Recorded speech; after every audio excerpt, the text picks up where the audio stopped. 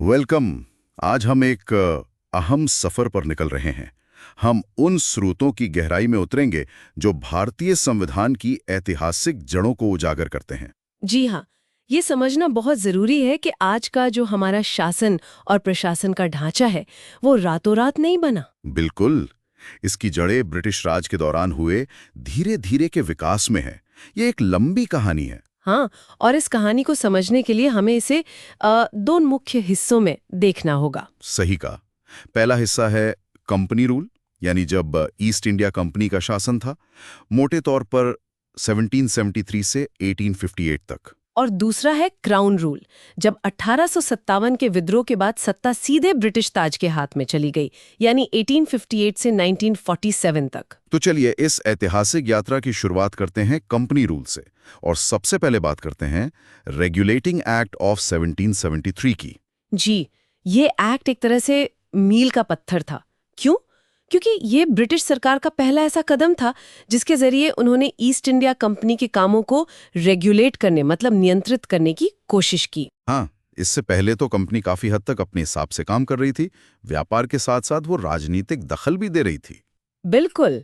इस एक्ट ने पहली बार कंपनी के राजनीतिक और प्रशासनिक, यानी पॉलिटिकल और एडमिनिस्ट्रेटिव फंक्शंस को आधिकारिक तौर पर मान्यता दी, और यहीं से भारत में एक केंद्रीय प्रशासन की नींव पड़ी। अच्छा, तो केंद्रीय प्रशासन की नींव, इसमें क्या-क्या मुख्य बातें थी? सबसे बड़ी बात तो ये थी कि बंगाल के गवर्नर का पद नाम बदल दिया गया। अब वो गवर्नर जनरल ऑफ बंगाल कहलाने लगे। और पहले गवर्नर जनरल ऑफ बंगाल थे लॉर्ड वॉरेन हेस्टिंग्स, है ना? जी हाँ, वही थे। और उनकी मदद के लिए एक 4 सदस्यों वाली एग्जीक्यूटिव काउंसिल, यानी कार्यकारिणी परिषद भी बनाई गई। और मद्रास और बॉम्बे का क्या हुआ? वो प्रेसिडेंसीज तो पहले स्वतंत्र थीं। हाँ, वो पहले काफी हद तक स्वतंत्र थीं, लेकिन इस एक्ट ने बॉम्बे और मद्रास प्रेसिडेंसी के गवर्नरों को गवर्नर जनरल ऑफ बंगाल के अधीन कर दिया। तो यहीं से सेंट्रलाइजेशन की शुरुआत हुई। समझ गया। मतलब बंगाल का दबदबा बढ़ गया। और इसी एक्ट के तहत कलकत्ता में सुप्रीम कोर्ट की स्थापना भी हुई थी 1774 में। बिल्कुल सही। एक चीफ जस्टिस और 3 अन्य जजों के साथ सुप्रीम कोर्ट बना। हालांकि इसका अधिकार क्षेत्र शुरू में थोड़ा अस्पष्ट था, जिसे बाद में ठीक किया गया। अच्छा, और कंपनी के कर्मचारियों पर भी कुछ लगाम लगाई गई थी शायद? हाँ, ये बहुत महत्वपूर्ण था। कंपनी के नौकरों को निजी व्यापार करने या स्थानीय लोगों से रिश्वत या तोहफे लेने से साफ मना कर दिया गया, क्योंकि भ्रष्टाचार की शिकायतें बहुत थीं। अच्छा, और ब्रिटिश सरकार का नियंत्रण कैसे मजबूत हुआ इस एक्ट से? वो हुआ कोर्ट ऑफ डायरेक्टर्स के जरिए। ये कंपनी की गवर्निंग बॉडी थी लंदन में। एक्ट ने कहा कि कोर्ट ऑफ डायरेक्टर्स को अब भारत में कंपनी के राजस्व, नागरिक और सैन्य मामलों की सारी रिपोर्ट ब्रिटिश सरकार को देनी होगी। तो मतलब पर्दे के पीछे से ब्रिटिश सरकार ने कंपनी पर अपनी पकड़ बनानी शुरू कर दी। एकदम। ये भारत पर ब्रिटिश कब्जे की दिशा में एक बड़ा लेकिन अप्रत्यक्ष कदम था। इस रेगुलेटिंग एक्ट में कुछ कमियां भी रही होंगी जिन्हें बाद में सुधारा गया। हाँ, बिल्कुल थीं। जैसे सुप्रीम कोर्ट और गवर्नर जनरल की काउंसिल के बीच शक्तियों को लेकर टकराव हुए। इसी को सुलझाने के लिए 1781 में एक अमेंडिंग एक्ट लाया गया, जिसे एक्ट ऑफ सेटलमेंट भी कहते हैं। एक्ट ऑफ सेटलमेंट 1781, इसमें क्या खास था? इसमें सबसे अहम बात ये थी कि गवर्नर जनरल, उनकी काउंसिल और कंपनी के सेवकों को उनके आधिकारिक कामों के लिए सुप्रीम कोर्ट के अधिकार क्षेत्र से बाहर कर दिया गया। ओह, मतलब वो अपने सरकारी कामों के लिए सुप्रीम कोर्ट के प्रति जवाबदेह नहीं रहे। जी। और राजस्व से जुड़े मामले, यानी रेवेन्यू मैटर्स और रेवेन्यू कलेक्शन में जो कुछ भी किया जाता था, उसे भी सुप्रीम कोर्ट के जुरिस्डिक्शन से हटा दिया गया। ये तो काफी बड़ा बदलाव था। फिर सुप्रीम कोर्ट का अधिकार क्षेत्र कहाँ तक रहा? सुप्रीम कोर्ट का अधिकार क्षेत्र कलकत्ता के सभी निवासियों पर लागू किया गया, और ये भी तय हुआ कि मुकदमों का फैसला करते समय प्रतिवादी के निजी कानून का ध्यान रखा जाएगा। मतलब हिंदुओं पर हिंदू लॉ और मुसलमानों पर मोहम्मदन लॉ लागू होगा। अच्छा, ये पर्सनल लॉ वाला सिद्धांत यहाँ से आया। और अपील का सिस्टम। अपील के सिस्टम में भी बदलाव हुआ। पहले प्रांतीय अदालतों से अपीलें सुप्रीम कोर्ट जाती थी, अब वो गवर्नर जनरल इन काउंसिल के पास जाने लगी। तो सुप्रीम कोर्ट की शक्तियों को सीमित किया गया और गवर्नर जनरल की काउंसिल को मजबूत। हाँ, मोटे तौर पे यही हुआ। ये टकराव कम करने की कोशिश थी। इसके बाद एक और बड़ा एक्ट आया, पिट्स इंडिया एक्ट ऑफ 1784। इसका नाम ब्रिटेन के तत्कालीन प्रधानमंत्री विलियम पिट के नाम पर था। जी हाँ, ये एक्ट भी बहुत महत्वपूर्ण था। इसने कंपनी के कामों का और साफ बंटवारा कर दिया। कैसा बंटवारा? इसने कंपनी के कमर्शियल यानी व्यापारिक और पॉलिटिकल यानी राजनीतिक कामों को बिल्कुल अलग-अलग कर दिया। अच्छा, तो कैसे मैनेज किया गया इनको? एक व्यापारिक मामले तो कोर्ट ऑफ डायरेक्टर्स के पास ही रहे जैसा पहले था, लेकिन राजनीतिक मामलों के प्रबंधन के लिए एक नई बॉडी बनाई गई, board of control. Board of control, ये क्या थी? ये 6 सदस्यों की एक बॉडी थी जिसे ब्रिटेन में स्थापित किया गया था। इसका काम था भारत में कंपनी के सभी नागरिक, सैन्य और सरकारी कामकाज या राजस्व गतिविधियों का अधीक्षण और निर्देशन करना। मतलब सुपरवाइज करना। तो इसका मतलब एक तरफ कंपनी के डायरेक्टर्स व्यापार देख रहे हैं और दूसरी तरफ ये नया बोर्ड ऑफ कंट्रोल राजनीतिक मामले। बिल्कुल। इसी व्यवस्था को डबल गवर्नमेंट या दोहरी सरकार कहा गया। एक कंपनी का शासन, एक क्राउन यानी ब्रिटिश सरकार का नियंत्रण बोर्ड ऑफ कंट्रोल के जरिए। ये सिस्टम तो काफी जटिल लगता है। था भी, लेकिन ये एक्ट 2 कारणों से बहुत सिग्निफिकेंट माना जाता है। वो क्या? पहला, इस एक्ट में पहली बार भारत में कंपनी के अधीन जो क्षेत्र थे उन्हें आधिकारिक तौर पर ब्रिटिश पोजेशंस इन इंडिया यानी भारत में ब्रिटिश आधिपत्य क्षेत्र कहा गया। ओह, ये तो बहुत बड़ी बात है। मतलब अब ब्रिटेन खुले तौर पर कह रहा था कि ये इलाके उसके हैं। हाँ, और दूसरा कारण ये था कि इस एक्ट ने ब्रिटिश सरकार को भारत में कंपनी के मामलों और उसके प्रशासन पर सुप्रीम कंट्रोल यानी सर्वोच्च नियंत्रण दे दिया बोर्ड ऑफ कंट्रोल के माध्यम से। समझ गया। तो रेगुलेटिंग एक्ट से जो शुरुआत हुई थी नियंत्रण की, वो पिट्स इंडिया एक्ट से काफी मजबूत हो गई। जी, ये डबल गवर्नमेंट सिस्टम करीब 1858 तक चला। हालांकि इसमें भी अपनी दिक्कतें थी, शक्तियों के बंटवारे को लेकर कंफ्यूजन रहता था। अच्छा, अब आगे बढ़ते हैं चार्टर एक्ट्स पर। ये हर 20 साल में आते थे कंपनी के चार्टर को रिन्यू करने के लिए। हाँ, मुख्य उद्देश्य तो यही होता था, लेकिन हर चार्टर एक्ट के साथ भारत में प्रशासन और कानून में कुछ न कुछ बदलाव भी किए जाते थे। 1833 का चार्टर एक्ट इस कड़ी में बहुत अहम है। 1833 का चार्टर एक्ट, इसे सेंट्रलाइजेशन की दिशा में फाइनल स्टेप क्यों कहा जाता है? क्योंकि इसने ब्रिटिश भारत के केंद्रीकरण को उसके चरम पर पहुंचा दिया। सबसे बड़ा बदलाव ये था कि इसने बंगाल के जनरल गवर्नर को गवर्नर जनरल ऑफ इंडिया बना दिया। ओह, पूरे भारत के लिए गवर्नर जनरल। और पहले कौन थे? लॉर्ड विलियम बेंटिंक भारत के पहले गवर्नर जनरल बने। और उनके पास शक्तियां? उन्हें सभी नागरिक और सैन्य शक्तियां सौंप दी गईं। इस एक्ट ने पहली बार एक ऐसी सरकार बनाई जिसका अधिकार क्षेत्र पूरे ब्रिटिश भारत के इलाके पर था। पूरे ब्रिटिश भारत पर? तो बॉम्बे और मद्रास के गवर्नरों का क्या हुआ, उनकी कानून बनाने की शक्ति का? उनकी विधायी शक्तियां यानी लेजिस्लेटिव पावर्स छीन ली गई। अब पूरे ब्रिटिश भारत के लिए कानून बनाने का एक्सक्लूसिव अधिकार सिर्फ गवर्नर जनरल ऑफ इंडिया और उनकी काउंसिल को दे दिया गया। तो मतलब प्रांतों की ऑटोनॉमी लगभग खत्म। हाँ, विधायी मामलों में तो लगभग खत्म ही हो गई। पुराने कानूनों को रेगुलेशंस कहा जाता था, जबकि इस एक्ट के तहत बने कानूनों को एक्ट्स कहा गया। और कंपनी के व्यापारिक रोल का क्या हुआ? पिट्स इंडिया एक्ट ने तो कहा था कि व्यापार डायरेक्टर्स देखेंगे। 1833 के एक्ट ने ईस्ट इंडिया कंपनी की एक व्यापारिक संस्था के तौर पर गतिविधियां ही समाप्त कर दी। अब वो पूरी तरह से एक प्रशासनिक निकाय बन गई, प्योरली एडमिनिस्ट्रेटिव बॉडी। मतलब कंपनी अब सिर्फ शासन चलाएगी ब्रिटेन सरकार की तरफ से, व्यापार खत्म। जी, एक्ट में ये भी कहा गया कि भारत में कंपनी के जो क्षेत्र हैं वो his majesty, his heirs and successors के ट्रस्ट में रखे गए हैं। मतलब क्राउन के लिए। हाँ, और सिविल सर्विसेज को लेकर भी कुछ प्रयास हुआ था इस एक्ट में? हाँ, एक कोशिश हुई थी। एक्ट ने सिविल सेवकों के चयन के लिए खुली प्रतियोगिता प्रणाली, ओपन कंपटीशन सिस्टम शुरू करने का प्रयास किया। इसमें यह भी कहा गया कि भारतीयों को कंपनी के तहत किसी भी पद, ऑफिस या रोजगार को धारण करने से वंचित नहीं किया जाना चाहिए। ये तो बहुत प्रोग्रेसिव लगता है। फिर क्या हुआ? हुआ ये कि कोर्ट ऑफ डायरेक्टर्स ने इसका कड़ा विरोध किया। उनके विरोध के कारण ये प्रावधान लागू नहीं हो पाया। मतलब अच्छी सोच थी पर अमल नहीं हो पाया। जी, लेकिन ये विचार आगे चलकर फलीभूत हुआ। तो 1833 के बाद अगला चार्टर एक्ट आया 1853 में। ये चार्टर एक्ट्स की श्रृंखला में आखिरी था। हाँ, ये आखिरी चार्टर एक्ट था और ये भी काफी महत्वपूर्ण था संवैधानिक विकास की दृष्टि से। इसमें क्या खास था? पहली बार इसने गवर्नर जनरल के काउंसिल के लेजिस्लेटिव यानी विधायी और एग्जीक्यूटिव यानी कार्यकारी फंक्शंस को अलग अलग कर दिया। ओह, ये तो शक्तियों के पृथक्करण जैसा है। हाँ। कैसे किया गया ये? इसने काउंसिल में 6 नए सदस्य जोड़े जिन्हें लेजिस्लेटिव काउंसिलर्स कहा गया। तो अब एक तरह से 2 काउंसिल हो गई, एक एग्जीक्यूटिव काउंसिल और एक नई separate governor general legislative council. अच्छा, तो एक कानून बनाने वाली बॉडी अलग से बन गई। हाँ, इसी को इंडियन सेंट्रल लेजिस्लेटिव काउंसिल कहा गया। ये एक तरह से मिनी पार्लियामेंट यानी छोटी संसद की तरह काम करती थी। इसमें वही प्रक्रियाएं अपनाई जाती थी जो ब्रिटिश पार्लियामेंट में होती थी। तो पहली बार लेजिस्लेशन को सरकार के एक विशेष कार्य के रूप में देखा गया, जिसके लिए विशेष मशीनरी और प्रक्रिया की जरूरत थी। ये तो बहुत बड़ा कदम था संसदीय व्यवस्था की तरफ। बिल्कुल। और जो सिविल सर्विसेज में ओपन कंपटीशन की बात 1833 में दब गई थी, वो इस एक्ट ने लागू कर दी। अच्छा, तो अब सिविल सेवा भारतीयों के लिए भी खुली थी? हाँ, सिद्धांत रूप में खुल गई। इसके लिए 1854 में मैकॉले कमेटी बनाई गई थी। कोवेनेंट सिविल सर्विस अब भारतीयों के लिए भी खोल दी गई। ये बहुत अहम बदलाव था।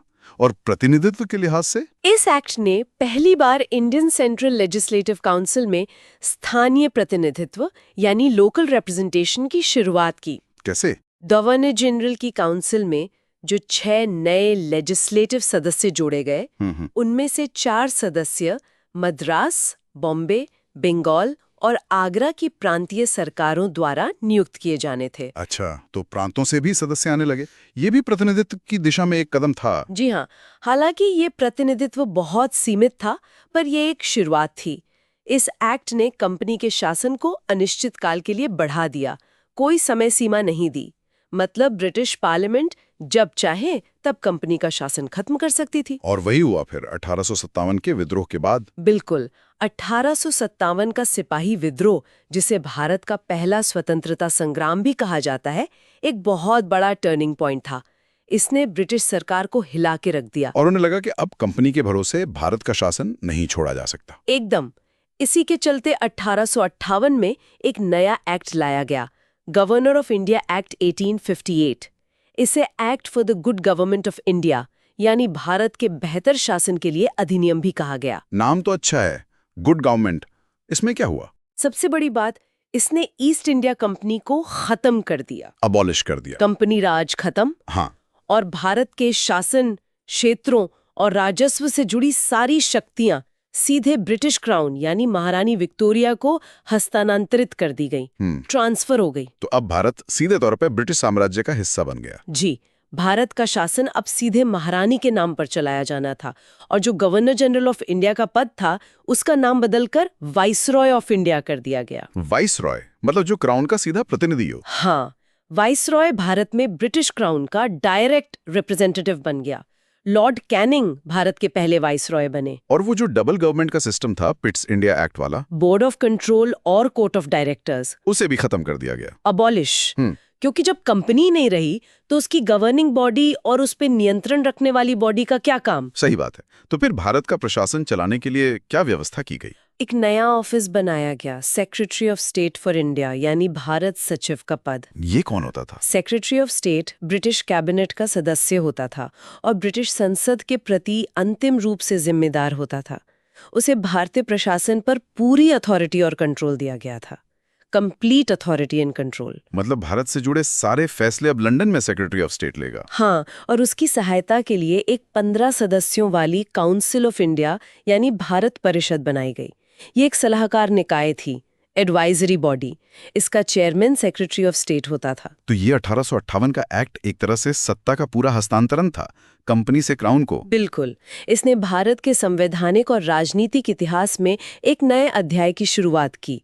अब भारत पर सीधे ब्रिटिश पार्लियामेंट का शासन था, जो सेक्रेटरी ऑफ स्टेट और उसकी काउंसिल के माध्यम से चलाया जाता था। ठीक है, अब हम क्राउन रूल के दौर में आ गए हैं, 1858 से 1947 तक। 1858 के एक्ट के बाद अगला महत्वपूर्ण कानून कौन सा था? इसके बाद ब्रिटिश पार्लियामेंट ने 3 काउंसिल्स एक्ट्स पास किए, 1861, 1892 और 1909 में। इनमें 1861 का इंडियन काउंसिल्स एक्ट काफी महत्वपूर्ण है। 1861 का एक्ट? हाँ। इसकी क्या खासियत थी? देखिए, 1857 के विद्रोह के बाद ब्रिटिश सरकार को ये महसूस हुआ कि शासन चलाने के लिए भारतीयों का सहयोग लेना जरूरी है। उन्हें कानून बनाने की प्रक्रिया से जोड़ना चाहिए। अच्छा, तो ये एक्ट उसी दिशा में एक कदम था। हाँ, इसने रिप्रेजेंटेटिव इंस्टीट्यूशंस यानी प्रतिनिधि संस्थाओं की शुरुआत की, भारतीयों को लॉ मेकिंग प्रोसेस से जोड़कर।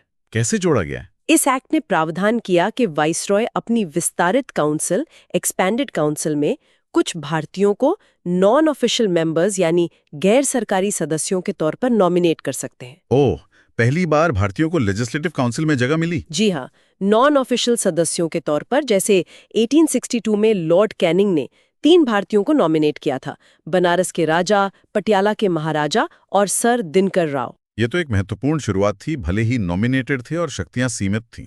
बिल्कुल, और इस एक्ट ने विकेंद्रीकरण यानी डिसेंट्रलाइजेशन की प्रक्रिया भी शुरू की। डिसेंट्रलाइजेशन? वो कैसे?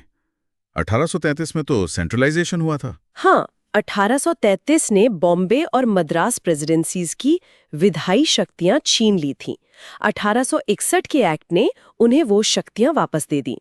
इसे लेजिस्लेटिव डिवोल्यूशन कहते हैं। अच्छा, तो प्रांतों को फिर से कानून बनाने का अधिकार मिला? जी, और इसी नीति के तहत Bengal 1862, North Western Provinces NWFP 1886 और पंजाब 1897 के लिए भी नई लेजिस्लेटिव काउंसिल्स की स्थापना का प्रावधान किया गया। तो मतलब केंद्र के साथ साथ प्रांतों में भी विधायी संस्थाएं बनने लगी। हाँ, और एक और महत्वपूर्ण चीज हुई। 1859 में लॉर्ड कैनिंग ने पोर्टफोलियो सिस्टम शुरू किया था। उसे इस एक्ट ने मान्यता दे दी। पोर्टफोलियो सिस्टम, ये क्या है? इसका मतलब है कि वाइसरॉय की काउंसिल के हर सदस्य को सरकार के एक या एक से ज्यादा विभागों का इंचार्ज बनाया जाता था और वो अपने विभाग से जुड़े मामलों पर काउंसिल की तरफ से अंतिम आदेश जारी करने के लिए अधिकृत होता था। अच्छा, जैसे आज के मंत्रियों के पास अपने अपने मंत्रालय होते हैं? हाँ, कुछ वैसा ही। कैबिनेट सिस्टम की नींव कह सकते हैं इसे। और वाइसरॉय को भी कुछ विशेष शक्तियां मिली? जी, वाइसरॉय को इमरजेंसी की स्थिति में काउंसिल की सहमति के बिना ऑर्डिनेंस यानी अध्यादेश जारी करने का अधिकार दिया गया। ऐसे ऑर्डिनेंस 6 महीने तक लागू रह सकते थे। ये ऑर्डिनेंस वाली पावर तो आज भी है? हाँ, इसकी जड़ें यहीं से जुड़ी हैं। तो 1861 के एक्ट ने कई अहम बदलाव किए। इसके बाद अगला काउंसिल्स एक्ट 1892 में आया और फिर 1909 में, जिसे मॉडले मिंटो रिफॉर्म्स कहते हैं। जी, 1909 का इंडियन काउंसिल्स एक्ट, जिसे तत्कालीन secretary of state for India Lord Morley और तत्कालीन viceroy of India Lord Minto के नाम पर मॉडले मिंटो रिफॉर्म्स कहा जाता है, बहुत ही अहम और विवादास्पद रहा। अच्छा, क्यों? इसमें क्या खास था? पहली बात, इसने सेंट्रल और प्रोविंशियल दोनों लेजिस्लेटिव काउंसिल्स का साइज काफी बढ़ा दिया। जैसे सेंट्रल लेजिस्लेटिव काउंसिल में सदस्यों की संख्या 16 से 60 कर दी गई। अच्छा, प्रोविंशियल काउंसिल्स में भी बढ़ोतरी हुई। साइज बढ़ाने के अलावा? इसने प्रोविंशियल लेजिस्लेटिव काउंसिल्स में नॉन ऑफिशियल सदस्यों की मेजॉरिटी यानी बहुमत की अनुमति दी, लेकिन सेंट्रल लेजिस्लेटिव काउंसिल में ऑफिशियल मेजॉरिटी बरकरार रखी। मतलब केंद्र में अभी भी सरकारी सदस्यों का बहुमत था। और इन काउंसिल्स के काम क्या थे? क्या उन्हें ज्यादा अधिकार मिले? हाँ, कुछ हद तक। इसने दोनों स्तरों पर लेजिस्लेटिव काउंसिल्स के डेलिब्रेटिव फंक्शंस यानी विचार विमर्श करने वाले कार्यों को बढ़ाया। जैसे सदस्य अब बजट पर रेजोल्यूशन ला सकते थे, सप्लीमेंट्री सवाल पूछ सकते थे। पहले सिर्फ सवाल पूछ सकते थे, अब पूरक सवाल भी पूछने की इजाजत मिली। तो मतलब काउंसिल अब सिर्फ कानून पास करने की जगह नहीं रही, थोड़ी बहस मुबाहिसे की गुंजाइश बढ़ी। जी, और एक और बहुत बड़ा कदम था। पहली बार भारतीयों को वाइसरॉय और गवर्नरों की एग्जीक्यूटिव काउंसिल्स के साथ एसोसिएट करने का प्रावधान किया गया। मतलब एग्जीक्यूटिव में भी भारतीयों की एंट्री हुई। ओह, एग्जीक्यूटिव काउंसिल में? ये तो बहुत बड़ी बात थी। कौन थे पहले भारतीय? सत्येंद्र प्रसाद सिन्हा वाइसरॉय की एग्जीक्यूटिव काउंसिल ज्वाइन करने वाले पहले भारतीय बने। उन्हें लॉ मेंबर के रूप में नियुक्त किया गया था। सत्येंद्र प्रसाद सिन्हा, ये नाम याद रखना होगा। बिल्कुल। लेकिन इस एक्ट की सबसे विवादास्पद और दूरगामी असर वाली बात थी सेपरेट इलेक्टोरेट का कॉन्सेप्ट। सेपरेट इलेक्टोरेट यानी पृथक निर्वाचक मंडल। हाँ, इस एक्ट ने कम्युनल रिप्रेजेंटेशन यानी सांप्रदायिक प्रतिनिधित्व की प्रणाली शुरू की, मुस्लिमों के लिए सेपरेट इलेक्टोरेट बनाकर। इसका मतलब क्या था? इसका मतलब था कि मुस्लिम सदस्यों का चुनाव सिर्फ मुस्लिम मतदाता ही कर सकते थे। इस तरह एक्ट ने सांप्रदायिकता को लीगलाइज कर दिया, कानूनी जामा पहना दिया। ओ, ये तो बंटवारे की राजनीति की नींव रखने जैसा था। दुर्भाग्य से हाँ, इसीलिए लॉर्ड मिंटो को फादर ऑफ कम्युनल इलेक्टोरेट यानी सांप्रदायिक निर्वाचक मंडल का जनक भी कहा जाने लगा। क्या ये सिर्फ मुस्लिमों के लिए था? शुरुआत मुस्लिमों से हुई, लेकिन एक्ट ने presidency corporations, chambers of commerce, universities और जमींदारों के लिए भी सेपरेट रिप्रेजेंटेशन का प्रावधान किया, मतलब अलग-अलग हितों के आधार पर प्रतिनिधित्व। तो 1909 के एक्ट ने प्रतिनिधित्व बढ़ाया, भारतीयों को एग्जीक्यूटिव में जगह दी, लेकिन साथ ही सांप्रदायिक विभाजन के बीज भी बो दिए। बिल्कुल सही कहा आपने। इसके परिणाम आगे चलकर बहुत गंभीर हुए। इसके बाद अगला बड़ा पड़ाव था government of India act of 1919। इसे मॉन्टेगू चेम्सफोर्ड रिफॉर्म्स भी कहते हैं। जी हाँ, एडविन मॉन्टेग्यू उस समय सेक्रेटरी ऑफ स्टेट थे और लॉर्ड चेम्सफोर्ड भारत के वाइसरॉय थे। 20 अगस्त 1917 को ब्रिटिश सरकार ने पहली बार घोषित किया कि उनका उद्देश्य भारत में धीरे धीरे जिम्मेदार सरकार, रिस्पॉन्सिबल गवर्नमेंट की स्थापना करना है। 1919 का एक्ट इसी दिशा में एक कदम माना गया। रिस्पॉन्सिबल गवर्नमेंट, जिम्मेदार सरकार, क्या मतलब था इसका? मतलब ऐसी सरकार जो चुने हुए प्रतिनिधियों के प्रति जवाबदेह हो। हालांकि 1919 का एक्ट पूरी तरह से ये लक्ष्य हासिल नहीं कर पाया। तो इस एक्ट की मुख्य विशेषताएं क्या थीं? पहली बात, इसने सेंट्रल और प्रोविंशियल सब्जेक्ट्स यानी विषयों की लिस्ट को अलग अलग कर दिया। मतलब केंद्र किन मामलों पर कानून बनाएगा और प्रांत किन पर, ये बांटा गया। अच्छा, शक्तियों का बंटवारा। हाँ, लेकिन देश का स्ट्रक्चर अभी भी सेंट्रलाइज्ड और यूनिटरी ही रहा। दूसरी बड़ी चीज थी प्रांतों में डायरकी की शुरुआत। डायरकी, ये क्या था? सुना तो है पर ठीक से पता नहीं। डायरकी यानी दोहरा शासन। इसमें प्रोविंशियल सब्जेक्ट्स को दो हिस्सों में बांटा गया, ट्रांसफर्ड यानी हस्तांतरित और रिजर्व्ड यानी आरक्षित। अच्छा, तो इनका प्रशासन कैसे होता था? ट्रांसफर्ड सब्जेक्ट्स जैसे शिक्षा, स्वास्थ्य, स्थानीय शासन वगैरह का प्रशासन गवर्नर द्वारा उन मंत्रियों की सलाह से किया जाना था जो लेजिस्लेटिव काउंसिल के प्रति जिम्मेदार थे। तो ये तो जिम्मेदार सरकार जैसा लग रहा है। हाँ, लेकिन असली पेंच रिजर्व्ड सब्जेक्ट्स में था।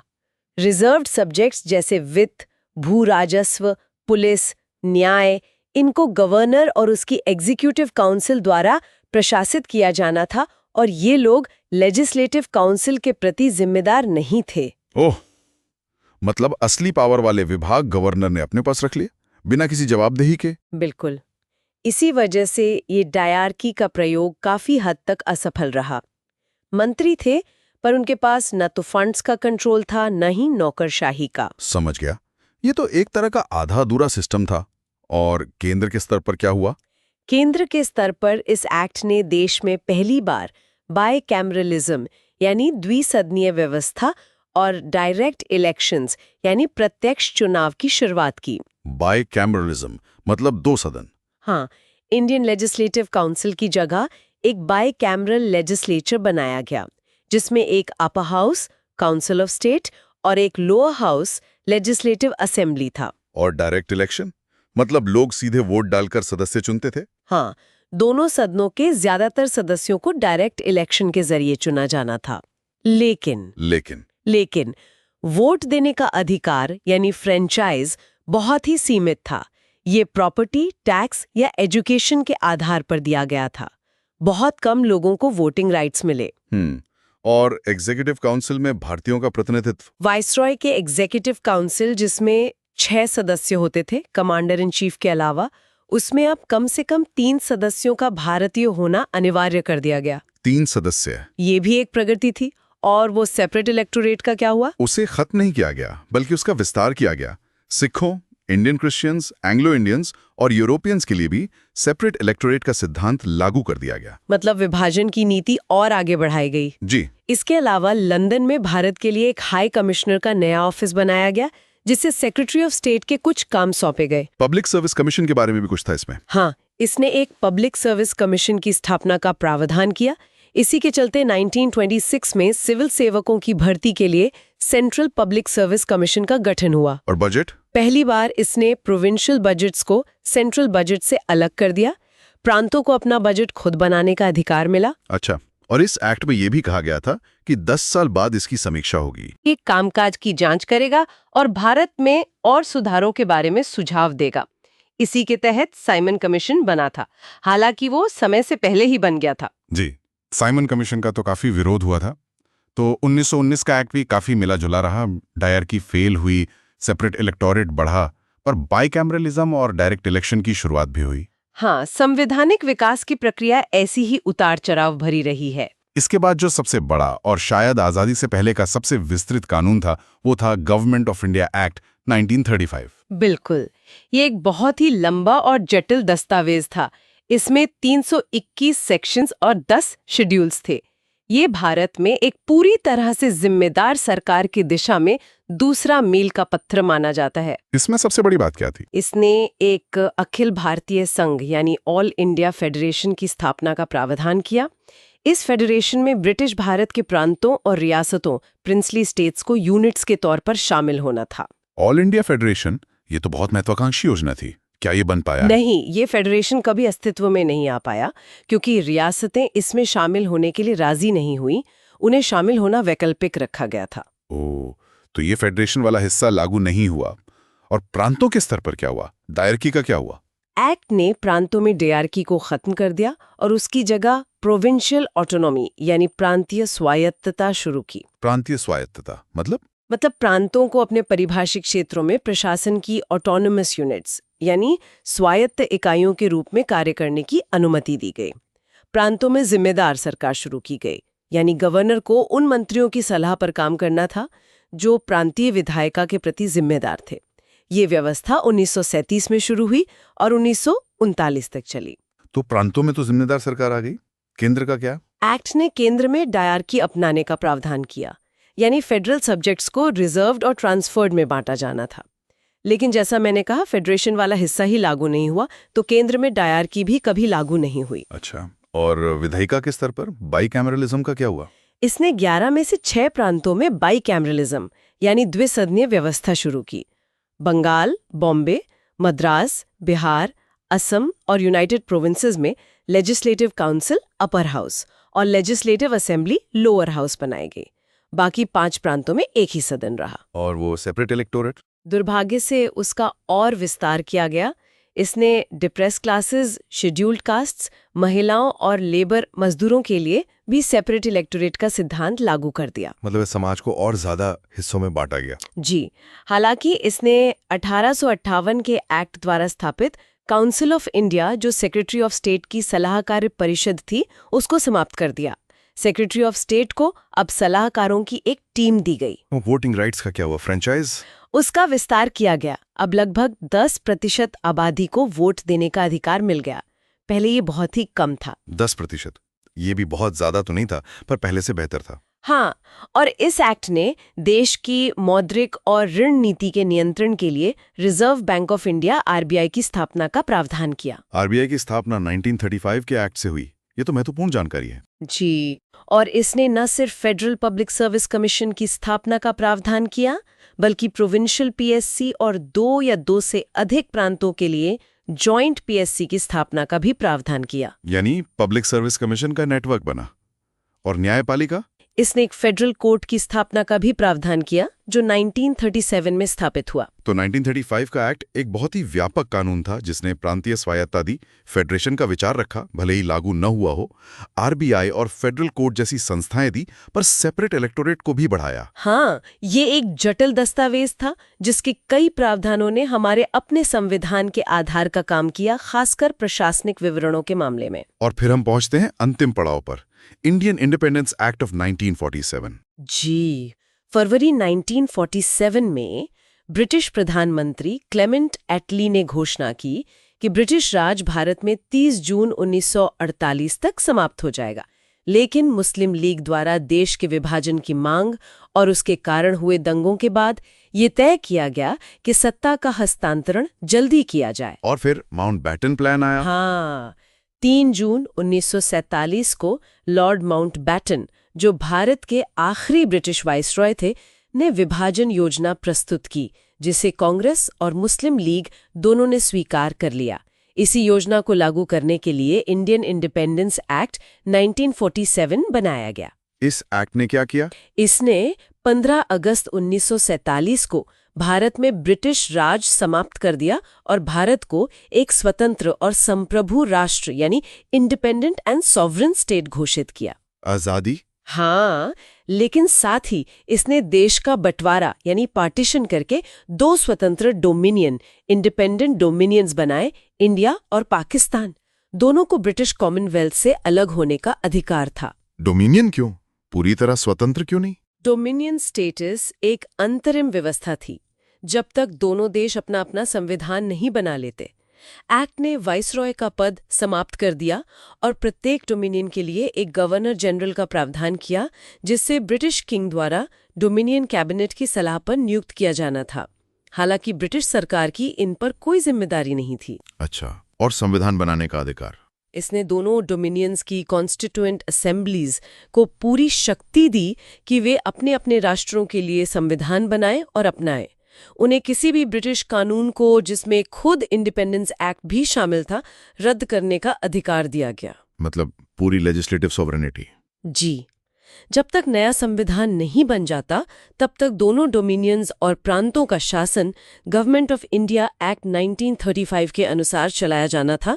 हालांकि उसमें जरूरी बदलाव करने का अधिकार डोमिनियंस को था। और रियासतों का क्या हुआ? Princely states? उन पर से ब्रिटिश पैरामाउंसी समाप्त कर दी गई।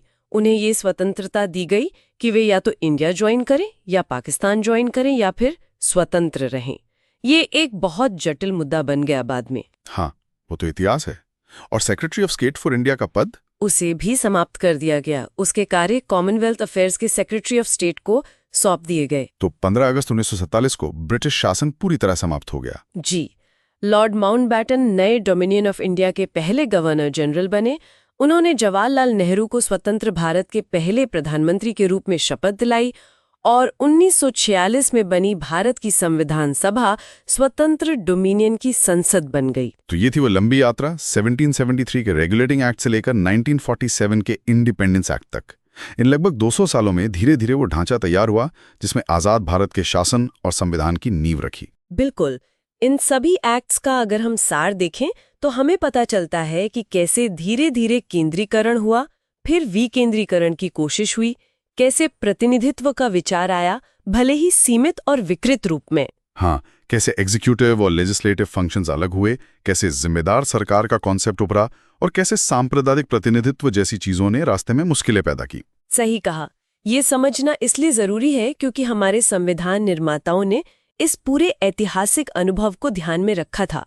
उन्होंने ब्रिटिश सिस्टम की कई प्रशासनिक बारीकियों को अपनाया, लेकिन साथ ही उसमें अपनी जरूरतों और आकांक्षाओं के हिसाब से महत्वपूर्ण बदलाव भी किए। जैसे कि उन्होंने पार्लियामेंट्री सिस्टम अपनाया, लेकिन ब्रिटिश सॉवरेनिटी ऑफ पार्लियामेंट की जगह भारत में कॉन्स्टिट्यूशनल सुप्रीमेसी रखी। हाँ, और सेपरेट इलेक्टोरेट को खारिज किया, एडल्ट फ्रेंचाइज यानी सार्वभौमिक वयस्क मताधिकार लागू किया, फेडरल स्ट्रक्चर को अपनाया, लेकिन एक मजबूत केंद्र के साथ। तो इस इतिहास को जाने बिना हम अपने संविधान के कई फीचर्स को पूरी तरह अप्रिशिएट नहीं कर सकते। बिल्कुल।